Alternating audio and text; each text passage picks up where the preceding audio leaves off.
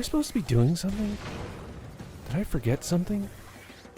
I guess if I forgot, it must not be that important.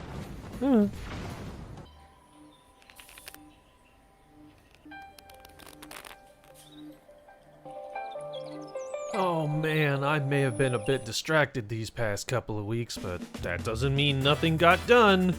Hello everybody and welcome back to Noia Dev, the series that aims to prove that one developer can create a successful MMO RPG. My name is Dane and this week on Noia Dev we're talking about boss monsters, so let's get into this. On a previous devlog I went into the fact that learning art is not easy, and surprise, that hasn't changed. I went through my usual paces of checking around the internet for some pixel monsters that would fit the theme of Noia and for this dungeon that I'm trying to create, and as one would expect, there was nothing new since the last time I checked. So I switched focus. Instead of looking for something that was already completed, I started looking for inspiration instead. Now my wife had suggested I start with something easy to draw for the boss of the Catacombs dungeon, something like a worm? And it sounded easy enough, so I went looking for pixel art worm monsters, and wouldn't you know it, something popped up almost instantaneously that was really close to Noia's style. This creature comes from a game that's also in development called Secrets of Grindia. The dev, Fed Strum, is freaking incredible at what he does. All the monsters in this game are incredibly detailed and very well animated. Maybe one day Noia will have this level of detail for its animations, but for now, I can only do simple animations. Fred's worm monster here is more on the cute and chubby side, and we need it to look a lot meaner. So I sucked in the cheeks, sharpened the teeth, and removed the extra shading around the face. Noia's art style is what I believe is called two-tone, meaning any one color can have up to two variants, like a lit and a shaded variant. In very rare instances there can be three variants like this hair here. After I had something that I liked, I made an up and down perspective, but that wasn't the hard part. The hard part was now I had to animate it. Animating a 16 by 16 or even a 32 by 32 pixel sprite is not super hard. But this worm was 92 by 92, and I wanted to have 4 separate animations. A frontal spray, a spit straight up, a burrow and unburrow, and then I also needed it to be able to move. In the end, this is what I had to show for all my work. I thought I got it looking okay at best.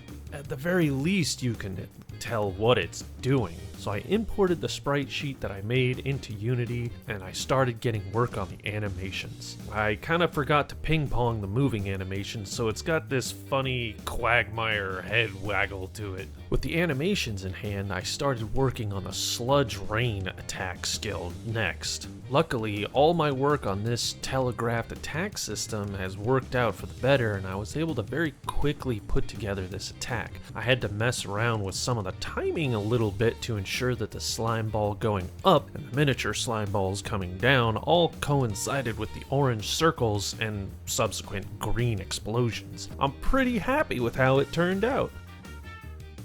At this point, though, I was pretty tired of sprite work and animations, so for now I shifted gears to work on the dungeon itself. I had the rough shape of this dungeon planned out, but it was pretty bland at the moment, so I took a couple days and just added a lot more detail to the ground and the surrounding area. I decided that each area of the dungeon could have its own thematic color of crystals. What do you guys think? Should I mix the crystal colors together or keep them separate per area? Let me know down in the comments. Now, as far as loot is concerned here in this dungeon, here's what I'm thinking. A bow can drop from the Skelly Archer, obviously, and a wand and staff can drop from the tree, and the last, the sword, can drop from the worm. The problem here is drop rate. I'm not sure if I want the drops to be 100%, but this is a pretty low level dungeon, so I doubt anyone is going to be coming back here multiple times to farm for a slightly better weapon. I guess I could make it a quest with a selectable reward, give the player something really to think about. Maybe that's what I'll do.